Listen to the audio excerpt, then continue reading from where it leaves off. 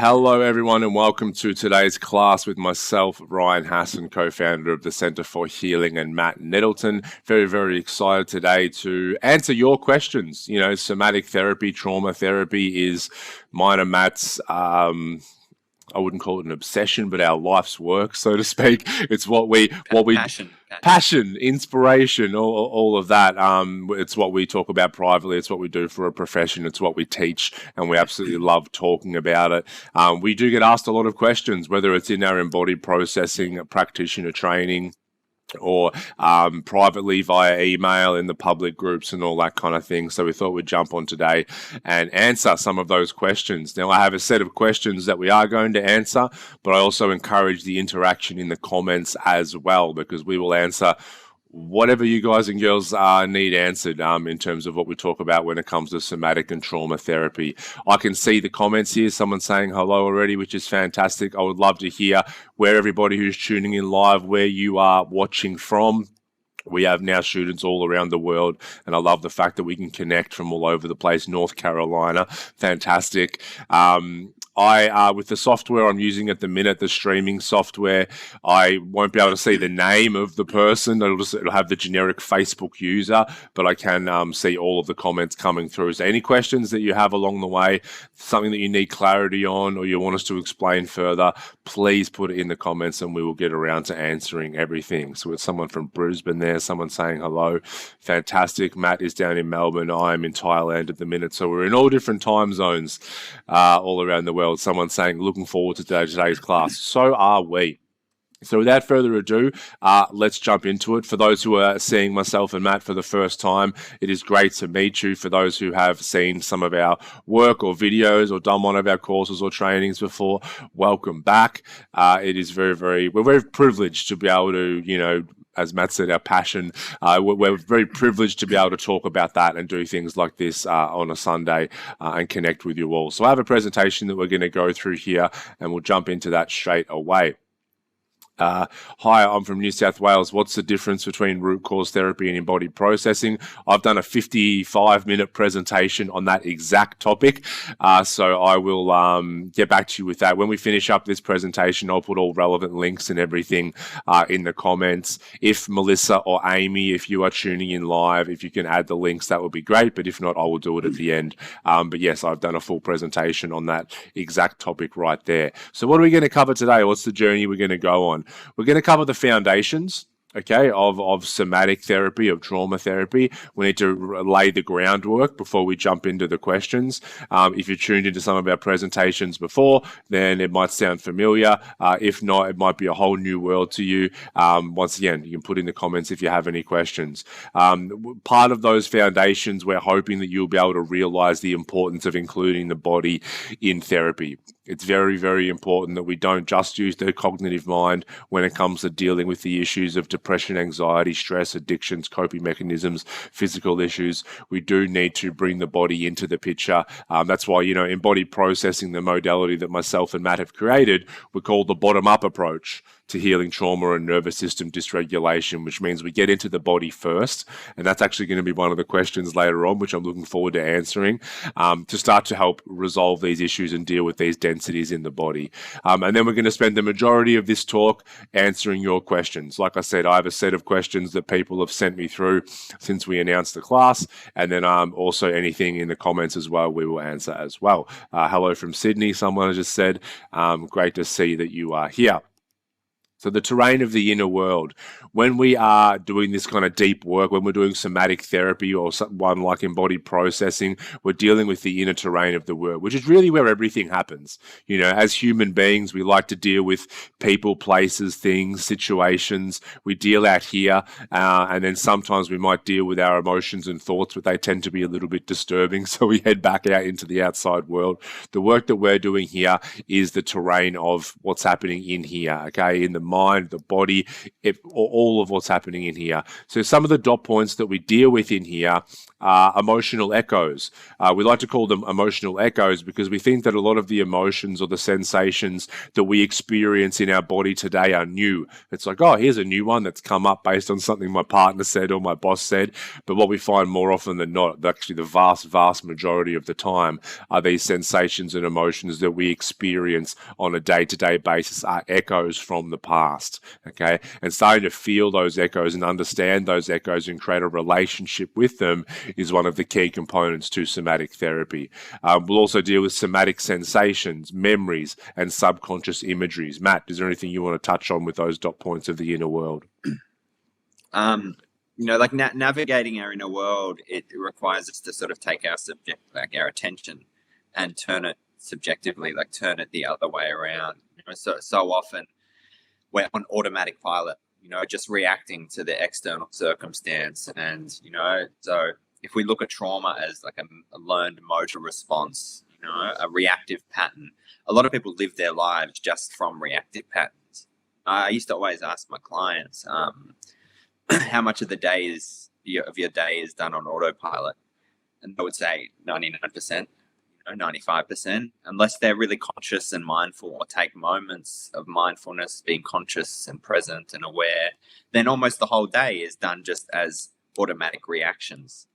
And trauma really shows up in relationship. So if, I'm driving a car, a lot of it's automatic. A lot of the time I end up where I'm going and it's like, how did I get here? The body just knows it's it's patterned to drive a car.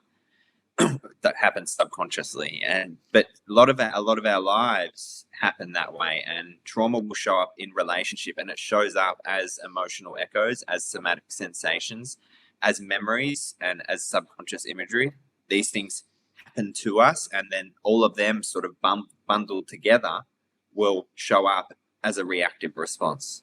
And a lot of the time we're not aware of these things. We're not aware of the emotion. We're not aware of the sensations in the body. We're not aware of the memories that are coming up. We're not aware of where it comes from.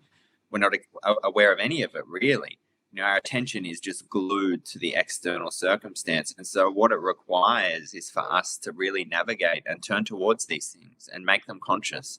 Otherwise, it's just like driving a car. We're living out our trauma day by day in our relationship and in the way we relate to the world and the way we relate to ourselves, without being aware of this vast network that is creating that. And so, learning to navigate your inner world is it's like a whole new dimension starts to open up. You made me kind of imagine the driving the car analogy that I keep getting in the car, and on autopilot I keep ending up in the wrong destination. And it's like, I didn't actually want to get here. It's like, this is a different place that I wanted to be. And so it's like, I'm going to have to create some awareness around those automatic reactions of what I'm doing whilst in the car in order to get a different result and end up in the place that I want to be in. Because otherwise, if I let it go on autopilot, then I'm going to end up in a part of the neighborhood that I wasn't trying to get to. So, yeah. Exactly. It reminds me of, in my years of active addiction, I would say, like, I'm not using anymore, and then I'd be at the dealer's house using, like the next day, like, how did I get here? And it was just automatic responses playing out. It's like the same thing. I jumped in the car unconsciously and everything played itself out as it always did. And I ended up at the destination I didn't want to be in once again. And we can all relate to this, in different ways. Like, we're playing out a pattern that we don't want to play out anymore. Oh yeah, have a think about that. Everybody watching this, whether you're on live or watching the replay, think about that term, like, how did I end up here? And there's many people who, I've worked with over the years who are around that age of 30, and it's like they've ticked all these boxes of what they were meant to do to be happy in the world. It's like, well, I meant to go to school and then get this education and get this job and then get married and blah blah blah, and then they find themselves miserable. And like, how did I end up here? How did I end up this adult and miserable? I had that moment when I was in a active addiction as well, sitting in a jail cell looking at a white wall, just going, how the hell did I end up here? It's because I was playing out traumatic imprints that I wasn't aware of, and these reactions, and over and over and over, and trying to escape my pain, which once again I wasn't aware of. Just to sum it all up, Carl Jung's quote: "Until you make the unconscious conscious, it will direct your life, and you'll call it fate." And so a lot of us are acting from these survival imprints and reactive patterns that we pick up in childhood, and also, you know, from our parents' childhood. And it's like we could date it all the way back to Adam and Eve if we really wanted to. You know, so it's just survival adaptations that are playing out over and over again. And so our work is about making these conscious and metabolizing the undigested experiences that cause them. Yeah, and that's a term that, you know, I really want to reiterate. It's being able to metabolize these previously undigested life experiences, which are turning our life in a direction that we would ideally not like it to go.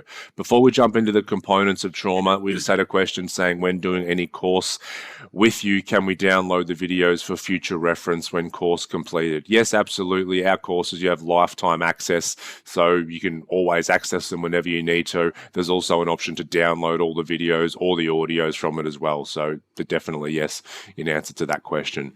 So let's talk about the components of trauma. And I can already tell me and Matt are going to spend too much time on these early slides because we can't we can't help ourselves. But it's very, very important stuff. So, you know, trauma, we have to understand first and foremost is that trauma is not what happens to us. Okay, trauma is what happens inside of a human being as a result of some external stimulus. So that means trauma is very subjective. It's not objective. So it means what is traumatic for one person may or may not be traumatic or stored as a traumatic imprint for another person. And there's also different categories of trauma. You know, classically, you know, myself and Matt, we break them down to acute trauma, developmental trauma, preconscious trauma, genealogical trauma, collective trauma. Now, classically, we've thought of trauma as acute trauma. So things like, hey, there's been sexual abuse, physical abuse, a car crash, someone who's been away at war and seen or done terrible things. And that stuff definitely is trauma. But there's so much more to it than that. Okay, so what are some of the components happening inside of a human being when it comes to trauma? The first one is the nervous system in overwhelm. So the person's nervous system goes into a state of fight, flight, freeze, or fawn, which means that its ability to cope is compromised. Okay, I've lost a sense of safety in the moment based on something that's happened. And, you know, it might be good, Matt, to give an example of one of the more, you know, I know someone like Gabor Mate will talk about capital T and small t traumas. That's a bit of a trendy thing to talk about now. But it's important for people to understand that trauma doesn't just have to be something that you would see as overtly catastrophic. It can be a small thing or an accumulation of small things that lead to these dot points. Okay, so our nervous system in a moment perceives threat. Okay, I am under survival threat in this moment. And so then it chooses to go into one of these states, fight, flight, freeze, or fawn. And then what happens, we start to store or accumulate emotional energy or survival stress. When we're young, we are not taught how to deal with this. We're not taught how to regulate our nervous system. We're not taught how to actually process and let emotions move through us. We're not even taught what emotions are. Yeah, well, we're not modeled it either, you know. Like we actually learn that via our caregivers modeling it and us attuning to their nervous system. It happens on a preconscious level, you know, as a baby.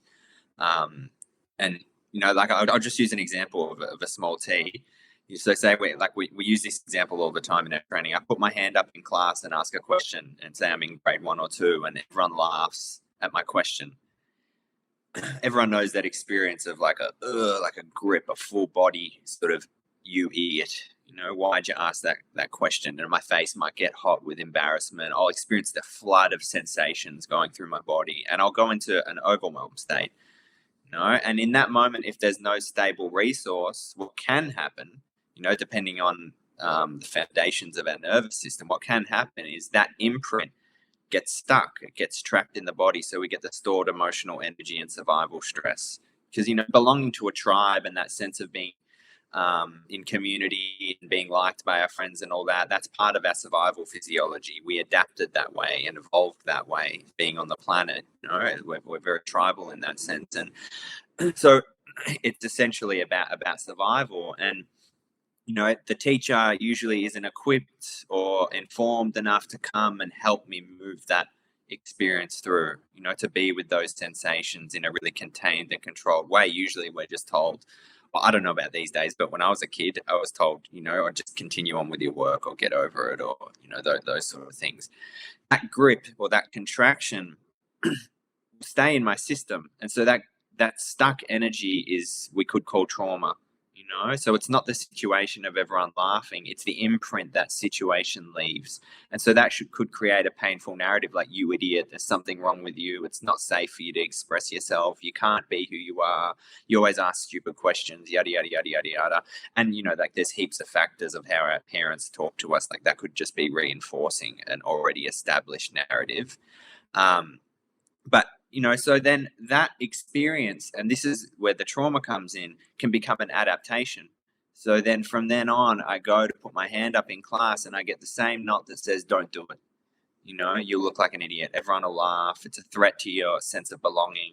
And so then what happens is I contort my sense of who I am and my authenticity. I shut down my authenticity and adapt to survive. And so that adaptation is the trauma. It's not the event. And so, we're not saying we put our hand up in class and everyone laughs at us, it's going to be a trauma for everyone, but we're just voicing it to point out the potential. Everyone's experienced something like that. And, it creates, we split off parts of ourselves, we contort, we adapt to survive because of an overwhelm that we were unable to cope with in the moment, didn't have the proper context or the proper resources available to complete that response. Alternatively, that response could happen. The teacher could come, get down on our level, eye contact, you're safe, you belong, it's okay. Just feel into that like it's over.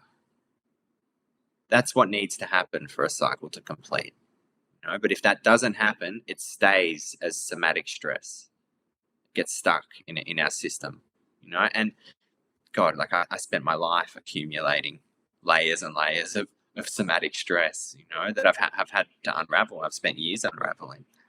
And just to see so much of who I thought I was were actually just trauma responses.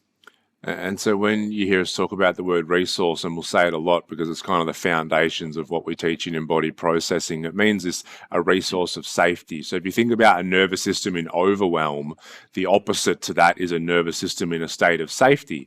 So whenever we go into overwhelm, we automatically look for a resource. We look for a sense of safety. That's why that kid in that moment might look around the class. They might look at the teacher and think, please be my source of safety. Maybe the teacher's pointing and laughing as well. But maybe one of our friends in the class gets up and goes, "Oh, shut the fuck up, everyone," and goes and sits next to us.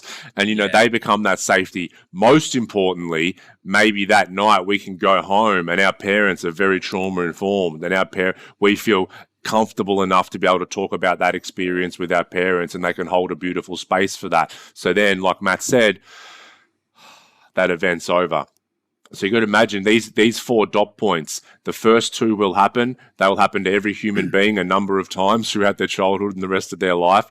Whether the second 2 get created will depend on whether there's a stable resource there. Okay, and that's what the human being will look for in that moment. Painful narratives can be in that moment like it's not safe to speak up. Right? And so what happens, we take that it's not safe to speak up with the fear and the shame that's associated. That's what we call the orphaned part, which we kind of push out here. It's a split off part of our psyche that's always going to remain hypervigilant in future for anything similar happening. And so just a quick example of how that can play out is like 20 years later, I need to speak up, whether it's in relationship or I need to, ask my boss about something. But let's use relationship for an example. My needs aren't being met and I want to express myself. It's like I go to walk into the room and express my needs because maybe I've spoken to a psychologist and they said, here's the dot points you've got to speak to your partner about. As soon as I go to walk into that room, the orphaned part becomes active. Okay, and that orphan part is then it's happening all over again, and then we'll pull back. It's not safe. It's not safe. It's not safe. Yeah, this is how we run into patterns. Like we'll be put in a situation like we have to do public speaking and like go into a full blown shaking sort of meltdown response, and that could be, that stored imprint of that time where we felt completely embarrassed because everyone was laughing at us, and we developed a fear of public speaking. It's not safe to express myself, and what happened in that moment, we went into a shutdown, which bypassed the activation. So there's all this undischarged stress in our system that's coming out in the act of attempting to public speak. And these show up as personality traits, or they're just a shy person, or, they prefer to isolate, or, they just don't like public speaking, or, they're not good at articulating or whatever. We can label them as different personality traits, but really it's just stored stress. Yeah. And if you think about, more overt types of trauma that would be traumatic for most people, that oftentimes it's incredibly sad, but what will happen, the actual abuser is the person that we need to be the resource in that moment. Okay, and so that's why things from our primary caregivers, mum and dad, especially mum early on, they're the ones that can really get stored quite deeply, because they're the ones that we'll look to as the resource, but in many instances they're the source of the nervous system overwhelm. And one thing that Matt said as well, like, people hear us talk about this stuff and start immediately shaming themselves and beating themselves up because like, I could have done better in the past. The thing is, if we can start to be the example now, like Matt said, it's a classic saying, like, kids will see what we do, not do what we say. Okay, so if we can start coming from a more regulated place and a more informed place where we can hold space, then we start to improve that relationship for our children as well. But we won't get into the whole topic of parenting. That's another workshop, I think. We've already covered a lot of these dot points. So how do we identify that we have these imprints in the body going on, looping patterns? So the same kind of life events. I keep getting into the same kind of relationship with the same kind of person that's self-destructive. I keep having the same really negative thoughts happening over and over again. You're not worthy. You're a piece of shit. You don't deserve to be happy. There's no way that you can trust men or women or yourself. All of that kind of stuff. Self-sabotage. Huge one. Pretty much every single client I've seen, and I'm sure Matt will be the same, there's some form of self-sabotage going on there, which is a trauma pattern. And a lot of it is like, I don't deserve this thing. I don't deserve to be happy. I don't deserve to have this relationship. So I will unconsciously sabotage it due to a traumatic imprint. Matt, I'll get you to maybe talk about the second two dot points there, the densities and the bypassing. Yeah, it's just like what I was speaking about. The face might get hot, and there might be a real grip in the belly in a situation that overwhelms us or triggers us, or something happens. We can really feel it in our physical body. And I'll tie the two in together, cognitive bypassing. So we can go to talk therapy and talk about this stuff until the cows come home, and we might find some sense of perspective, of understanding about the situation. But it's like our leg's broken, and we've gained a cognitive or intellectual sort of conclusion resolution, but our leg's still broken, and trying to override like really deeply embedded patterns that are in our nervous system and related to our survival physiology by just talking about it, it's not going to cut it. And often it can be counterproductive and do more damage, in the sense of it embeds a neural superhighway in the brain and repeats the trauma, so it can essentially re-traumatize if done carelessly.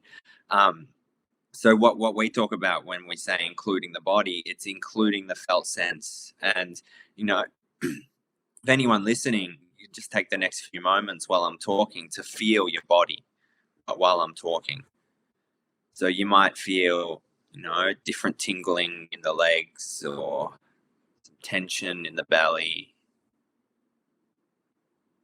Just tune in.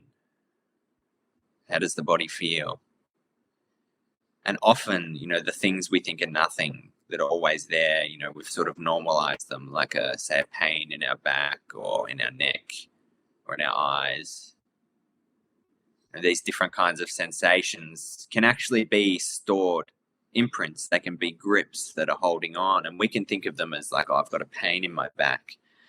But if we go deeply into the felt sense of that pain, what can start to unravel is memories, narratives, and different kinds of stuck, sort of frozen vital energy that has happened throughout our lives. So, we store the past in the present as somatic densities. And the more we can get in touch with them, the more we can sort of transmute or alchemize then into now. We can start to transmute the past into the present. And we can't do that by cognitively understanding our experience. We can't do that by intellectually getting a grasp of the moment, but actually by feeling the moment. by bringing our awareness and our attention down into our body. And this is something we develop in capacity to do over time. Yeah, and this is one of the main things that, we teach. It's like, how can we help people become more and more comfortable in their own skin, in their own bodies? Because, we talk about our modality embodied processing. It's we're trying to get more and more and more people into their bodies as opposed to being stuck up here. Because most people are up here cognizing, interpreting, and trying to rationalize away life. And there's a very good reason for that, because when we drop down into here, there's so many of those densities going on that we're like, oof, I don't like this. Let me jump back up into thought. And so, I think it's so important, and me and Matt spoke about our passion, is the more people that we can help feel safe in their body, and we don't feel safe in our body all the time. Okay. There's people, there's situations, there's things that are going to activate us all the time. But then when we start to learn to work through those, we can let go of those in a much shorter time than we have in the past. Because a lot of the imprints that myself and Matt have worked with clients with, they're decades old, and they're things that we can work through in a short amount of time, but we're just not taught how to. And this is how we have these these densities going on for decades. And, feeling safe in our body isn't necessarily not having stress in our body as well. It's the capacity to meet the pain and the stress. It's like if we have tension or stress in our body, it's the ability to meet that without tipping into a state of overwhelm. That's, as our capacity grows, we can start to meet more and more intense sensations. I posted a quote the other day that said, we're wired to move away from intense sensations, but our work is to develop a capacity to move towards them. Because as long as we're trying to get away from them, they don't integrate, they don't metabolize.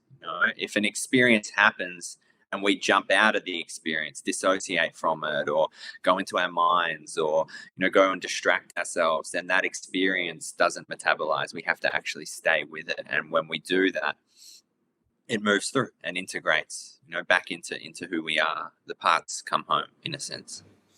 Yeah, and it's so different to what we were taught when we were younger, when it's like when I was in a state of anger or having a tantrum or I was crying, and then we get told to go and sit in another room. It's like you're not accepted in this state. So then we grow up, and as adults we don't accept ourselves in that state, and then we're constantly trying to just feel positive and good all the time, and that's an imbalanced way of living life, and it will not work. Trust me, I tried it for quite a while. So our intention, as always, is that you'll have a deeper understanding of somatic trauma therapy based on ancient wisdom and also the latest in neuroscience. That's what myself and Matt are always trying to bring together. To help that, we've already spoken about this being our life's work. Embodied processing is our practitioner training, which we teach a lot of these concepts and also a modality to safely meet trauma in the body and the importance of that. Before we jump into the first set of questions, there's just a couple of phrases that we love to use in EP when we're dealing with this kind of work. And the first one of those is all is welcome here. When we are starting to do very deep work, somatic work in the body and dealing with trauma, then there's often a lot of shame attached when it comes to the human being who's gone through that. When we're present for somebody else, and you'll know that sometimes we get it with friends. Like when we hang out with certain friends, it's like certain parts of this structure that we're trying to uphold and keep intact can relax because we feel more safe around that person. If we can go in and see a therapist and then automatically hear all of you is welcome here, and that person 100% means that, and we can feel that, then our body can start to relax, and we can start to go into these sensations and these emotions and these imprints that are essential to have to move through if we want to get past it. And also the second phrase here is, I'm not here to fix you, you're not broken. Okay. People feel like they are broken. People of all the beliefs, I'm not worthy, I'm not good enough, I fear conflict, I don't trust men, I don't trust women, life isn't fair, I don't deserve to be happy. If all of those are the branches, the roots of that are an underlying belief that there's something inherently wrong with me as a human being. Yeah, it's counter to like a lot of the pathologizing and diagnosis and the sort of box ticking and sterile environment that a lot of therapy is and a lot of mental health work is. We go in and it's like, I'm going to tell you tell me all your symptoms and I'll tell you what's wrong with you, and then I'll give you a pill to fix it. like there's no relational aspect in that, and the relationship between the therapist and the client is essential when it comes to healing trauma. And so just quickly, someone asked, with EP body processing, do you teach your model how to really guide someone to focus on the felt sense pain and get into hearing or feeling what it's trying to process? I understand what you're saying, but would love to witness it more. That's exactly what the process is. We safely guide someone to be able to meet these densities, to meet the contractions, to meet the imprints, so they can move through in a really safe and contained and controlled way. That's the very foundation of the EP process.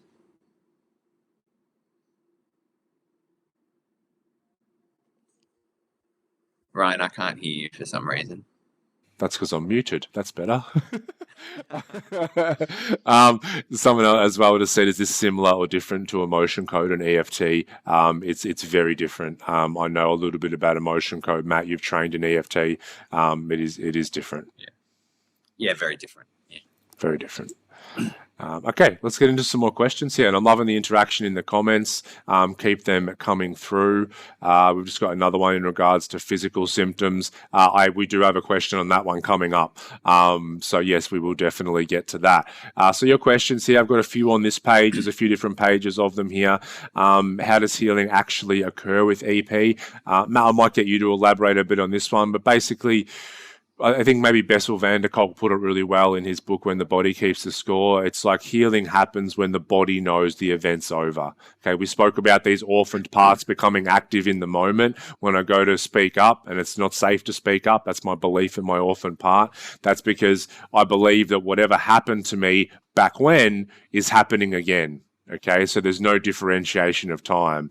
Okay, when I can start to work through that and start to feel the sensations, let go of the narrative and feel what I needed to feel in the moment, because the truth was, these traumatic imprints got stored because there wasn't a resource available. And oftentimes it's because we were really young.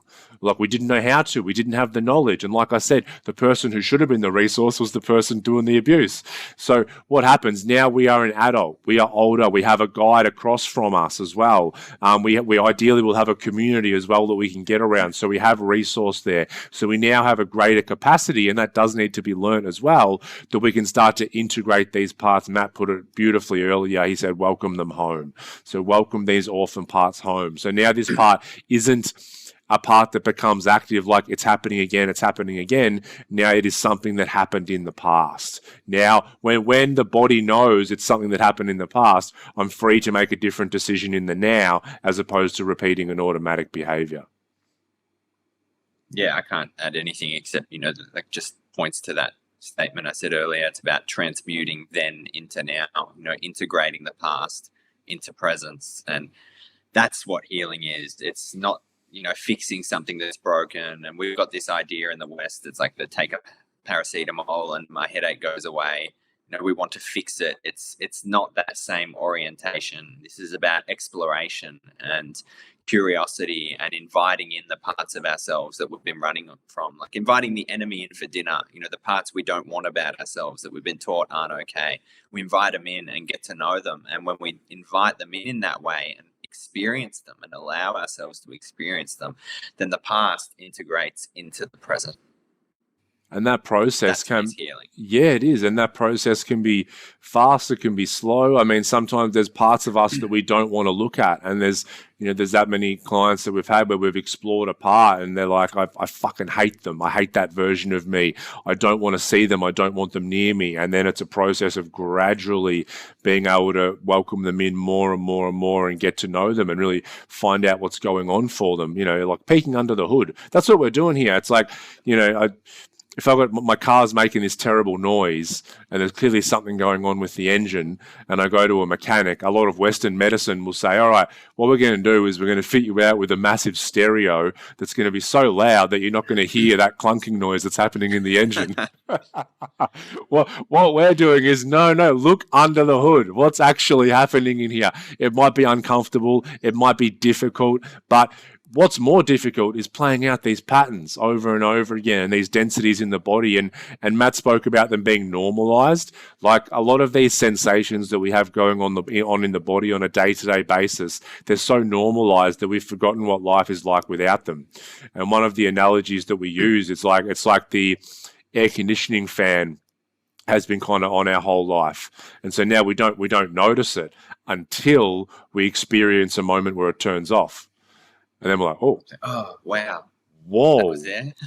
what Yeah. was has that been Contrast. has that been on the whole time? But then maybe the air conditioning, and this for a lot of people that people can relate to, is that hum of anxiety, like that. It's that low level hum that's going on all the time. And then once in a session, if we can have that turn off, even if it's just for a couple of minutes, the person knowing that it's possible that can turn off is so important, because before that it was just this hum that we accepted as normal. It's when we have the contrast, as an experience. If we don't have the contrast as an experience and say it's always been there, or since it's been there since very early in childhood, then we don't know anything different, But when we experience that that relief, it's like, oh wow, now I can see what it was. Just like the air conditioner. Yeah. Someone just said, do I need to remember what happened to do EP? I don't remember much before the age of 8. This is another question that I have coming up. I think it's probably worth touching on now. No, we don't need to remember, but it also gets very interesting. One thing that we teach our students is to always have this open curiosity. We never have an intention for a session, but not an agenda, and remain this open curiosity. Because when we start to do this work, it's wild, some of the stuff that does start to come up. And I know for many clients, and this is me personally, when I started on this journey, I was like, I don't know what I'm going to do here, because I don't remember anything. Like, I can barely remember what I did 2 weeks ago, let alone when I was a kid. But that's because I'm trying to use this thinking mind that never shuts the hell up, and it's too clogged up to consciously remember things. When we start to get into these densities in the bodies, in these felt senses, we do find that even parts of our childhood that we haven't been able to remember may start to surface. Or we spoke about in the terrains of the inner world, the subconscious imagery, and we may start to get some subconscious imagery, which will then help us start to process and move through what's coming up. It's one of the ways, symbols. It's one of the way dreams, can happen. Like, we can have maybe an abuse by a caregiver when I was younger is actually too hard for me to experience consciously fully. So my dream will give me metaphors and different imageries in ways to start to process that without overtly getting overwhelmed by it. And, a set of birds might be a symbol of my mother and that kind of thing. We won't get into all Jung and dream analyzing and that kind of thing. But no, we don't need to consciously remember things. In fact, most of the things that come up in sessions like this are things that we don't consciously remember. Like the amount of times I've heard, oh shit, I haven't thought about this in 20 years. I'd forgotten about this. It's because now we're using the body and the sensations to access imagery or memories, as opposed to trying to sit there with a pen and paper and try and write them down. Yeah. Okay, next one. Is our ego structure built off somatic imprints? Matt, it goes back to think? what I was saying earlier, just about like how much of my personality were responses to trauma and adaptations. We sort of covered it, where it's like I might be called a shy person and have all these personality traits, or I might be said to I'd prefer to be alone, and that's because I was left alone as a child in my room over and over and over again. So I feel like a deep sense of unsupported and unworthiness. So I just hang out by myself. So much of our personality traits can be survival adaptations, and only we know what's authentic and what's not. Actually, often we won't know because it's so unconscious that we take it to be a part of ourselves. It's like the air conditioner that's always on. Like for me, I think our authenticity is more spontaneous. It's expressive in its nature. It's free to be itself. And it's autonomous, it has its own sovereignty. But as we go through life, we adapt to survive. And I would say the ego, the false sense of self, is these survival adaptations. We've lost who we actually, or we can lose who we actually are, and live completely from an adaptation. And that, in some traditions would be called ego identification. Who we actually are on a deeper level, it's essential presence, empty awareness, and deeper than that, it's everything. We're one in the unity of consciousness. But that's a whole other topic and rabbit hole to go down on another day.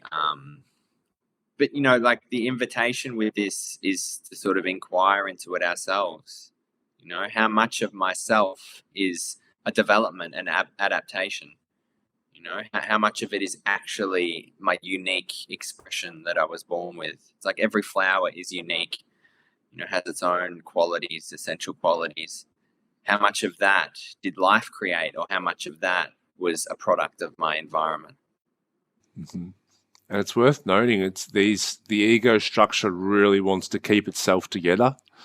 It likes that, and so we have to go through this stage. One of the stages that we talk about in EP is the fear of a part of us falling away. This part of, so let's say I'm a shy person.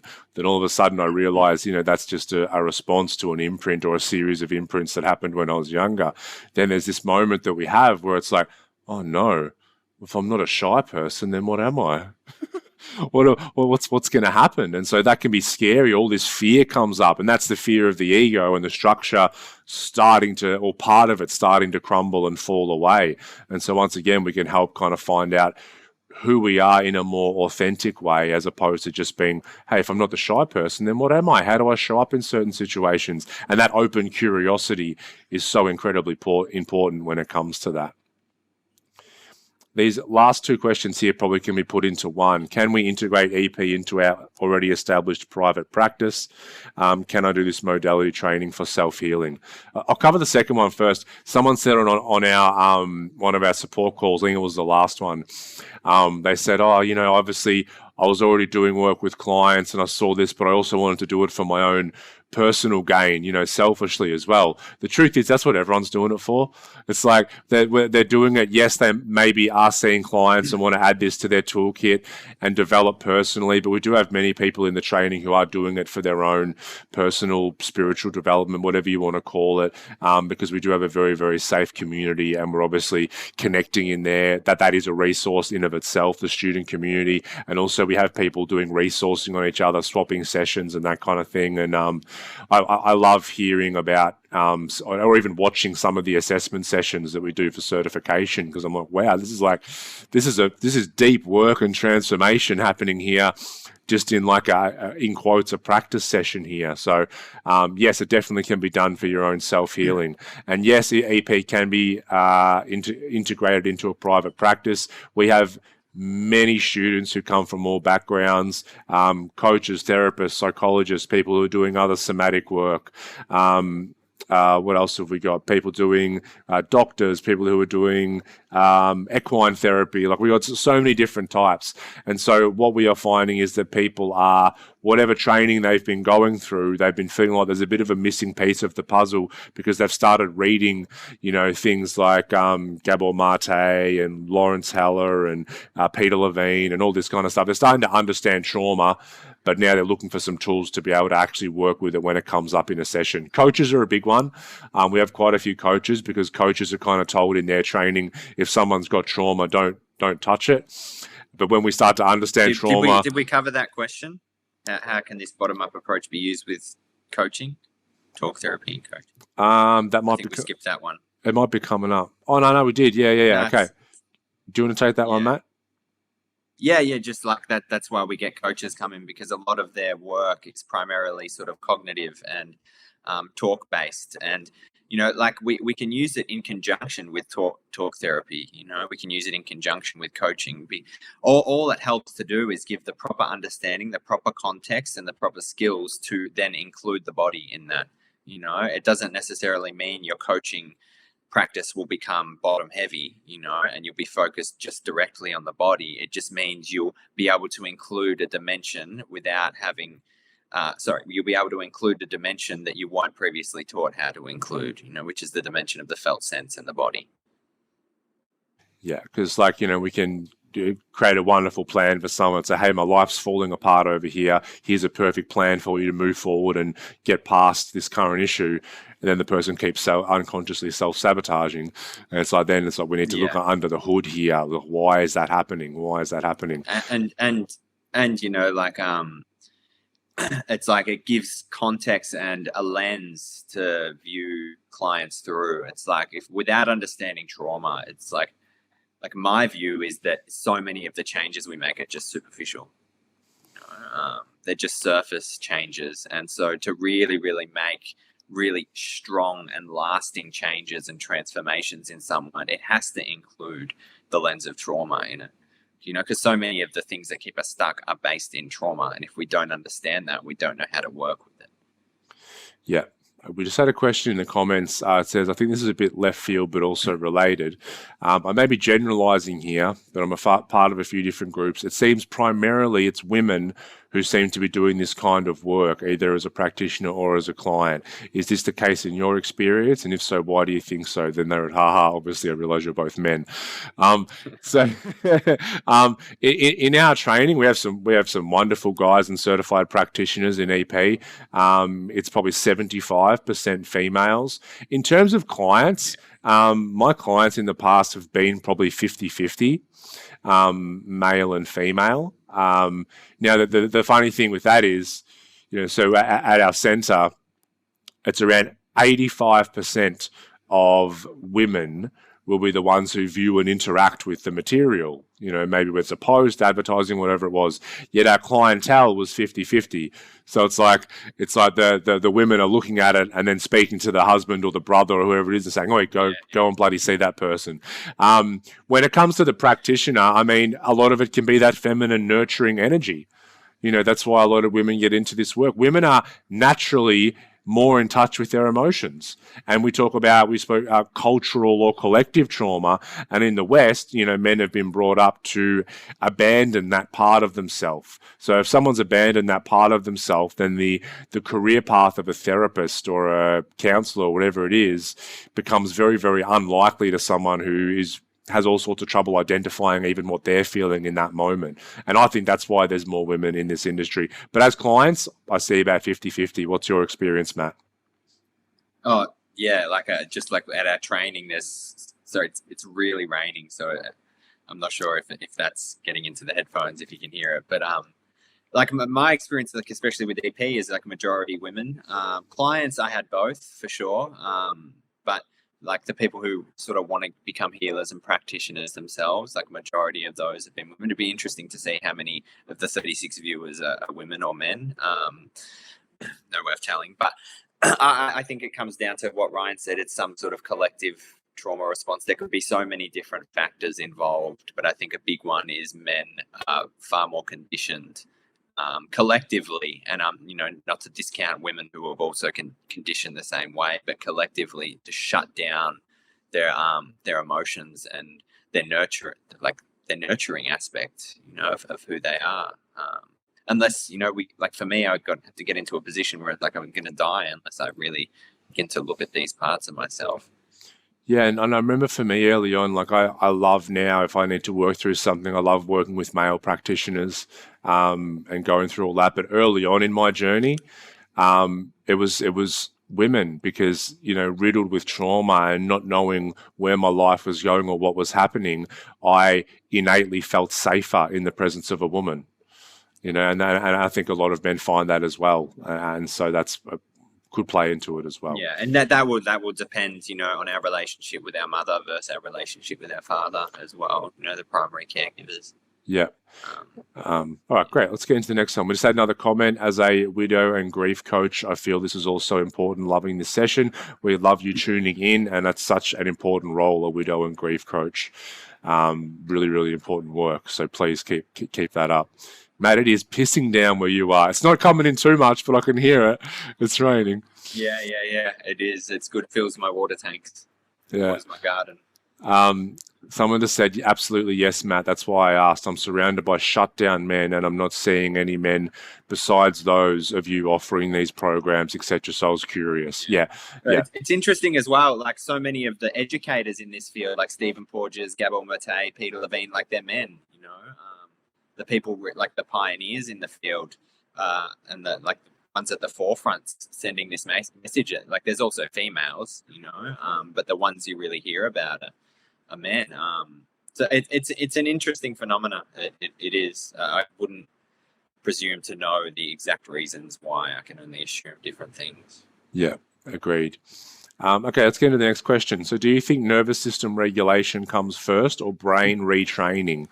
So in brain retraining, we might be talking about CBT here or something of that nature. Like, do I train the brain a different way of thinking, different neurological pathways? The way I like to think of it is, we talk about top down and bottom up, and even though in body processing the tagline's the bottom up approach, we see society has been mainly top down, and we're trying to balance that out. And we're ideally trying to balance that out so where we can just see to a point where there's no top down or bottom up, we're just this whole human being. There's no disconnection there, right? So if you think about the nervous system retraining, our nervous system is essentially part of our brain. It's an extension of the brain. The brain back here, the brain stem. The brain's included in the nervous system. Yeah. That's right. And so in Stephen Porges's work, we cover a lot of polyvagal theory in the training. But in his newest book, he made a really interesting comment that I should try and find the exact number, but I believe it was 70%. So we have these fibers, and they're called efferent fibers, which means, so what's happening, information is being passed from the brain down to the nervous system, and the nervous system kind of goes everywhere. It goes to all the organs, the tissue, and everywhere. So the brain is sending information to the nervous system, but also the nervous system, based on something called neuroception, is sending information back up to the brain. So it's this two-way street, right? And so Stephen Porges, in his latest book, was saying, I believe it was 70% of the fibers are what's called efferent, which means the nervous system is sending information back up to the brain.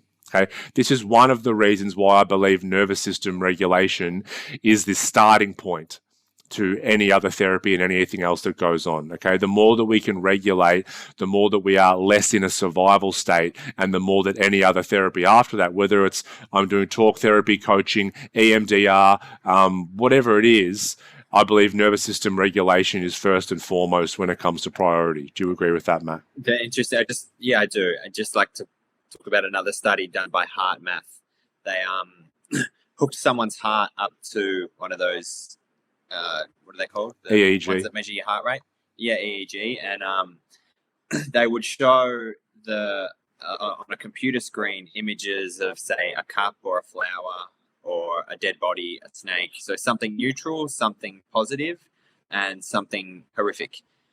And the heart would actually respond 3 to 5 seconds before the image came up on the screen with the appropriate emotion, so they can measure what the emotion is by those little gaps in between. And so I'd say a dead body was coming on the screen. The heart would respond 3 to 5 seconds before the actual dead body came on the screen with a fear response. It's like it intuitively knew what was coming. So that's prior to the cognitive mind seeing the experience and saying, oh yes, there's fear, So like, it's just an interesting thing, and we wouldn't think that would be the way things work. We would think that, the image would come in, it would take a finite amount of time for the information to then go down and for our heart to have a response, but it was actually the other direction. We just got corrected. It's ECG, not EEG. Thank you for that correction. Yeah. EEG is measuring brainwaves. So ECG, electrocardiograph, I believe. So if you think about it, so we have perception. So perception coming in through the 5 senses, filtered through our beliefs, our values, what we think is important. And then this neuroception is our nervous system perceiving the environment. And so what our nervous system is trained. It adapts based on our early environment, from in the womb to an infant to a toddler to growing up, all around how do I survive in this world. And so when there's a threat, a perceived threat that happens in our environment, based on the past, our nervous system will make a decision. It's not up here so much, but our nervous system will make a decision.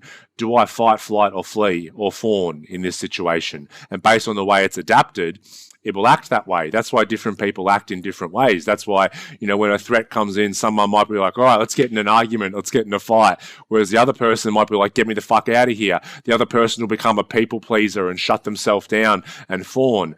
So a lot of what we're teaching in EP is that yes, we've adapted in a certain way, but we can start to retrain our nervous system and start to readapt the nervous system to start to react in different ways in different situations, which can be a bit of a process. So it's a great question, but I believe nervous system regulation is first and foremost, and then that can be done in conjunction with all of these other therapies that might be even classically thought of as top down.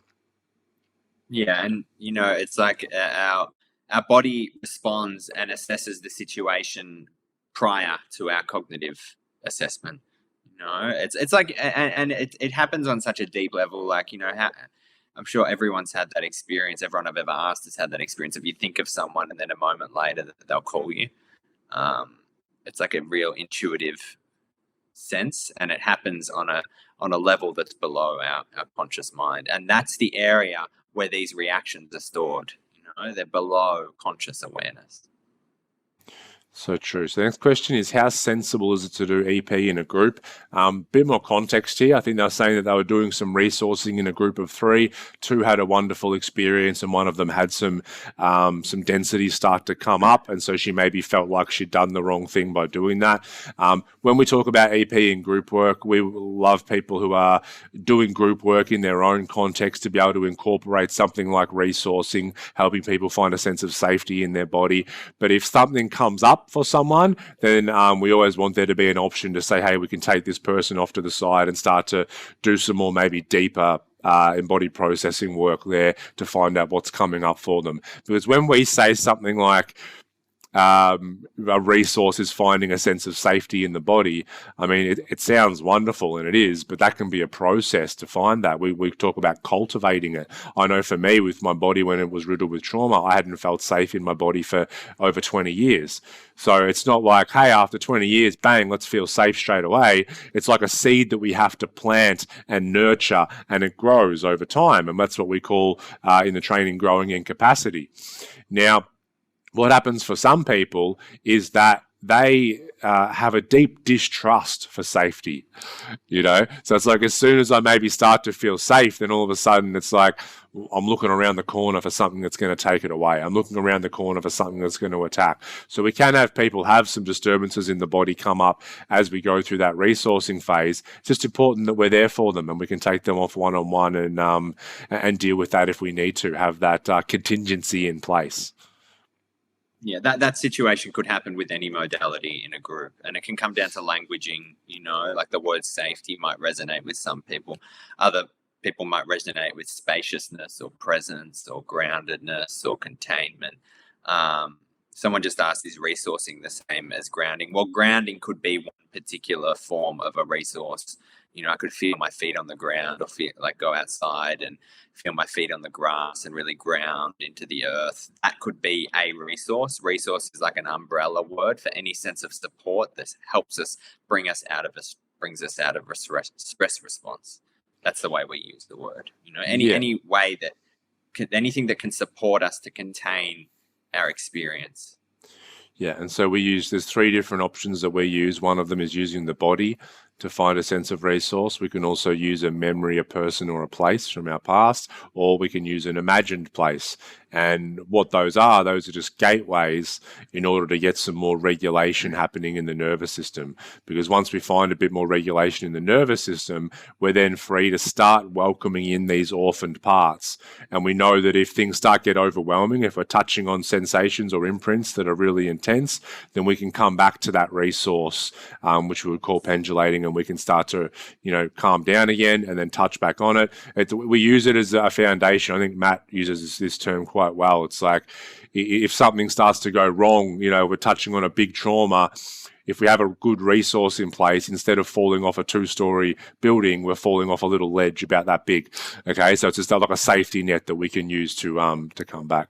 It's like support, like a baby crying, and then the mother comes and picks it up. Like anything that helps us contain our experience, and like a tap, like I turn a tap on a bit. My resource, I go back to my resource, turn it off. turn it on a bit more, and more I develop a capacity to meet higher levels of pressure, meaning higher intensity.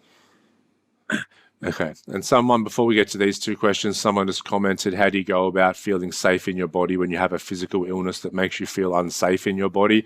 This is where you'd use one of the other techniques, probably an imagined place can work quite well. And that can be a process, especially if there's a constant pain or a constant illness happening in the body, then there'll be certain beliefs associated around that. So I'd be using an imagined place to start to do that and start to plant that seed and cultivate it. Yeah, and so it wouldn't be about trying to find safety in the body. It would be about bringing safety to the feelings of unsafety in the body. So developing a capacity to really be with the pain that's there, rather than try and get rid of the pain and create safety. It would be about developing your own specific support and resource to be able to meet what's there. Yeah. Okay, the next two questions are around beliefs. I'll let you lead off here, Matt. One of them is, are there any specific beliefs? The question is mainly around kind of spiritual beliefs that can actually bypass us looking at trauma, things around God or things like that. And then also the second one's more broad around, I'd love to learn more about how to deal and treat a belief.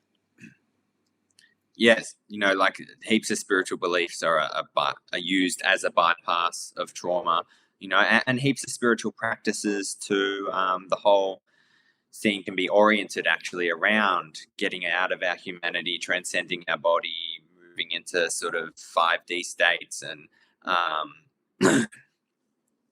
like a lot of it is about avoidance, escaping the pain that we have. And a lot of spiritual beliefs can also just be an attempt to cognitively bypass the pain that I carry. As long as I'm believing this, it compensates for a deeper sense of pain, and there's nothing wrong with that. We do what we have to do to get through, and that's just part of our survival response. We could be in so much pain, and believing in something can help us feel better. There's nothing wrong with that. But so the next question, I'd love to learn more about how to deal with and treat a belief. A lot of modalities, they just talk about changing subconscious core beliefs, and it comes back to that cognitive bypassing that we spoke about earlier, where we can consciously say, like, let's talk about mantras. Say I've got a deep-seated belief like there's something wrong with me, and then we could go and look in the mirror, right on our mirror, like there's nothing wrong with me. I'm perfect and lovable as I am.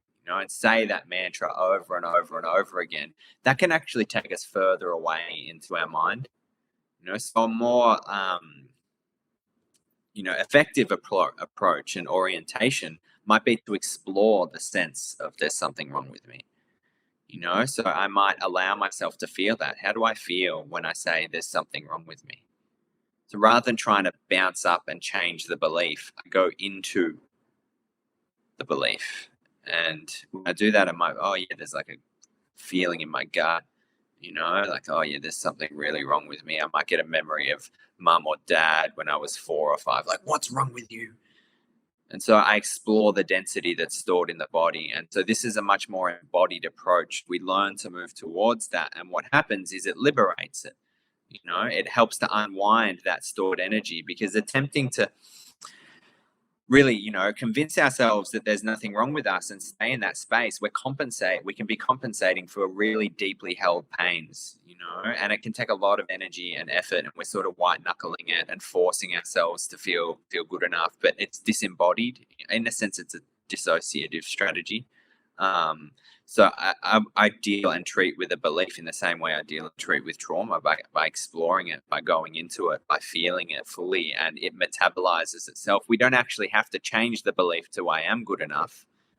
We just are what we are. We're ourselves, and that's enough as it is. There's no convincing ourselves or trying to contort or rearrange ourselves. When we go into that belief, there's something wrong with me, and really metabolize it and feel it from our childhood, or from whatever experience left the imprints there.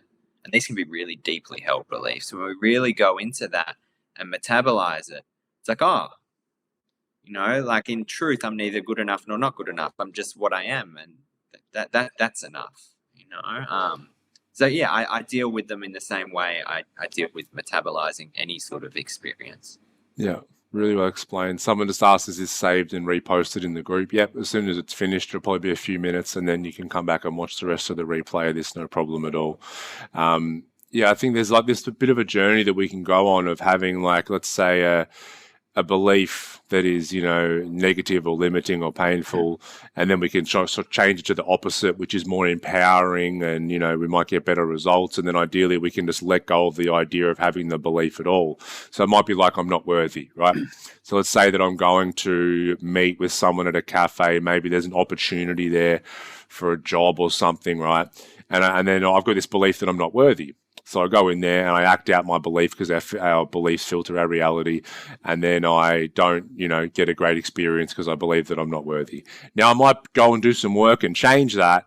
And then I might all of a sudden believe I am worthy. Hey, I am worthy. Fuck yeah. You know, and I go in there and I meet with that person. And now I might act like someone who's worthy, and I might get that job, or I might take that opportunity, or whatever it is. But then the even more beautiful part of that is, like Matt said, what if there was just no concept of me being worthy or not? And I went in and sat with that person in presence. That's beautiful, right? That's the letting go of the need of the belief, because whether the belief's positive or negative is still a construct of the ego. And so sometimes, yes, we do need to change it from a negative to a positive, but ideally we can even take that next step. And like Matt said, it's like, just be us. Just be us. Yeah, and that, you know, that becomes a natural result of unwinding stuff within the body.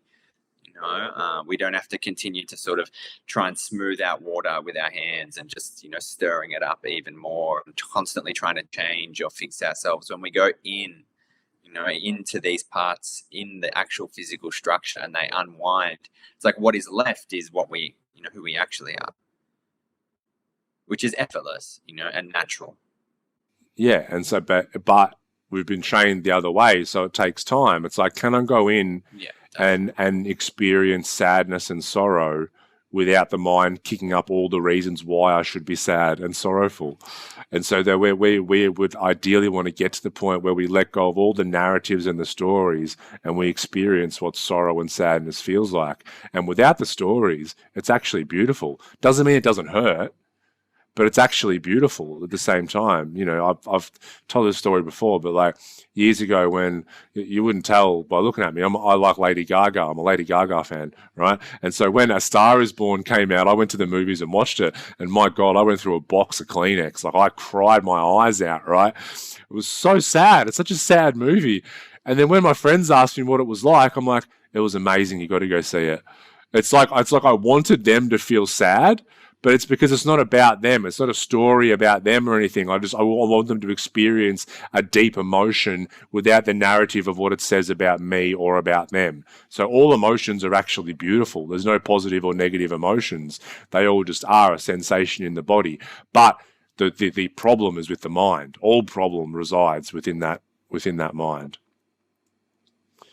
All right. Further questions here. I have a couple here. I'll bring them up. We covered this one actually already in one of the, someone commented earlier. This one's around, hi Ryan, I'd like to know your understanding when someone has little memories of their childhood. Would this indicate regression or unconscious orphan parts because of trauma, too much pain, so easier to suppress? What are your thoughts on it and how this is treated? So yeah, there's a few different things here. So one of our unconscious mind's directives is to try and protect us and keep us safe. If it deems that there is a certain period of our childhood or a certain event that's going to be too painful to bring up, then it can block that out and blank that out. So oftentimes I found with clients a lot is that when we start to work with other things, you know, there's different densities. We've all got many different things going on in the body. Then when the body feels resourced and safe enough, it will tend to bring up things from childhood that work on have blocked out for many, many years. And like I said earlier, like I was someone as well who said, I can't remember anything. Next minute, I'm remembering shit when I was 4, when I was 2, when I was 6, and all that kind of stuff. So yes, I've had clients who've blocked out a decade, you know, of their childhood from, let's say, 6 till 16. But as we grow in our capacity, our body will feel safe enough to start to welcome those parts in. And we don't force that. We just help the client grow in their capacity to do that. It's organic, you know. It has its own intelligence, and it will reveal things in a way that, you know, isn't going to overwhelm us or throw us in the deep end. And it's you know, as practitioners, we have to respect that process as well. Yeah, and it's like our being wants to heal. It wants to let go. You know, as and Matt uses the metaphor of like, if I get a cut on my hand, like just keep the thing clean, it'll heal. I'm not doing it. I'm not sitting there just going heal, heal, heal, heal. It's the intelligence of my body is doing that. Now these psychic and energetic and emotional imprints, they also want to heal, but we're unconsciously keeping them in there because we unconsciously believe that they're keeping us safe. And they're going to stop us from things happening in the future. So it's more of a letting go, or like opening up enough so that they can release, as opposed to trying to get rid of them. As soon as we're trying to get rid of something, we're in resistance to that thing, which doesn't help with the process. The next one is regards, we've had a couple of these in the comments that have popped up as well, in regards to physical symptoms or illnesses, pain, blood pressure, diabetes. How do we know what stresses, traumas and behaviors have contributed to the manifestation of them? And how do we use EP in this case? That would be very interesting for you to discuss. The question is, we don't know, okay, how much is contributing, because there's so many different contributing factors to so many different things, not just physical illness. To say that it's 100% one thing would be lying. That being said, we look at things through the lens of trauma and embodied processing, and we actually have a lot of practitioners now that are exploring this. You know, we've got a lot of people from SERPA. Shout out to SERPA, SIRPA.org, I think is their website. So they deal with chronic pain. We've had a lot of SERPA practitioners come over and take our training as well to start to try and uncover the emotional reasons why someone might be in chronic pain. But I'm a big believer in attacking things from all different angles. Our angle would be trying to understand the emotional reasons why. I know from personal experience, me and Matt, we're actually going to interview one of our students next week around this exact topic. So we'll actually do a deep dive next week into this issue. But I know for me, I'm someone with autoimmune disease, Crohn's disease, who when I did trauma work and somatic work, the symptoms just started disappearing. I got off medication, all of that kind of stuff. I know, Matt, you have your personal story as well. I don't know if you want to just really briefly share it here too. Yeah, sure. Like I had IBS, I was allergic to gluten, dairy, fructose, sugar. Now I can eat anything. Not saying, you know, I'm not selling like you do EP and it'll cure your food allergies. That was just my experience. After I resolved a lot of my trauma, all my food issues went away. My IBS completely went away. It was obviously stress related, my nervous system stuck in a state of stress. Also chronic pain. You know, I had chronic pain all through my body, which is, you know, probably 98% gone.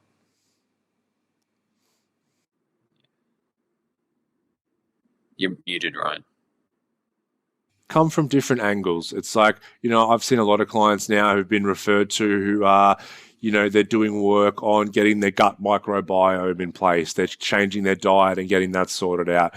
They might be weaning off medication for chronic pain as well. And then it's like, well, let's also, in conjunction with that, let's start to try and open up a communication with this part and start to do the somatic work with it as well. And I think it's important to attack these things from many, many different angles. So yeah, now that we're So next week we're going to cover it like in a really in-depth interview. But it's kind of like, you know, like we've got the cut on our hand and it needs the right environment. If there's any sort of blockages in the energy, any infections, anything that's stopping the cut from following its natural process of healing, like, you know, then the cut won't heal properly. It's like, you know, when we've got really like heaps of undischarged stress within our system and we're carrying it around, to me, it's very obvious that it's going to show up. It's a bunch of physical symptoms and potentially develop into lots of physical illnesses. And there's lots of studies around this as well, you know. And like, what does Gabor Mate say? We treat everything with cortisol, and cortisol is a stress hormone. You know? So it's you know, to me, it's obvious that if the physical system's stressed, it's going to show up as physical illnesses. And so how do we help deal with that? Well, firstly, we help resolve the underlying stress. Otherwise, we're just cutting branches off a tree and watching them grow back somewhere else. That's my personal view on it anyway. Yeah. Yeah, I agree. I've just got one more question in the comments here. Do you offer a class or resource for learning how to help heal myself from trauma, specifically medical trauma and illness? I don't have specifically anyone I know who works with that specific area of trauma, but I would encourage you to jump into our practitioner directory and find an EP practitioner that you might want to explore that with, and start to, like we said, just take that piece of the puzzle and start to, what we talk about is we're in relationship to everything. Okay, obviously we're in relationship to people and places and things, but we're also in relationship to every thought, every emotion that we have. We're in relationship to the pain that's happening in our body, maybe at that time, emotional or physical. And so we open up the communication lines with that part, start to try and understand it and see what it really needs, or maybe what kind of gains it might be getting. And we start to help work through that and understand it without the judgment and with that open curiosity that we keep talking about. So that would be an option. There's a practitioner directory at thecenterforhealing.com. It might be worth reaching out and speaking to one of the practitioners there. All right, great. Yeah, I'll put that directory link up. I'll do it. I'm not on my Facebook right now. Let me just see if I can get someone on the class. I'll put it up as soon as we finish. Okay, as soon as we're just about to wrap up in about the next 5 minutes or so. So I will put all the links and everything in the comments as soon as that's done. So our body processing training, I'm going to quickly talk about this because myself and Matt, this is our flagship training where we teach all of this stuff. If you're looking to gain a comprehensive understanding of trauma and learn a modality to work in the body with these traumatic imprints, also deepen in your own healing journey, then this training is, we love it. The people that we have in it love it. We have about 35 to 40 hours of theory covering obviously trauma, but all of these different parts of being a human being, a lot of what we have spoken about today. And also we have our wonderful supportive community that I've also touched on previously. We've had many people come through our training now. I could put about 10 pages of these kind of testimonials up of people who've gone through the training and had an incredible experience. If you want to see more, just head to trustpilot.com.au and look for the Center for Healing. We've got like a 4.9 star rating on there, which is unheard of doing this type of work. So I encourage you to go on and check that out.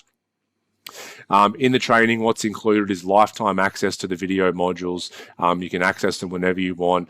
Certification, can take 4 to 6 months. Some people, it takes them a year. It is self-paced. You have lifetime access to be able to do that with the online student community. Myself and Matt do online support calls. We have our certified practitioners running support study groups. So pretty much every weekend, there's some sort of live call available if you choose to jump on that. And there's ongoing support, and you can communicate with myself and Matt.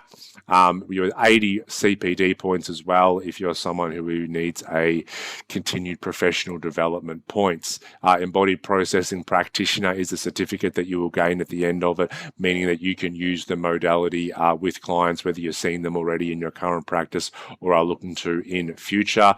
The big important kind of deadline is we are putting the price up for EP next Sunday, the 24th. So there's one more week to jump in at the current price. I'll put the link in the comments as soon as we jump off here, which is going to be in a minute. But next Sunday, the price will be going up permanently. So there's only one more chance to grab it at the price that it is now. Someone just asked, do you have to be a practitioner to do this? No, you don't.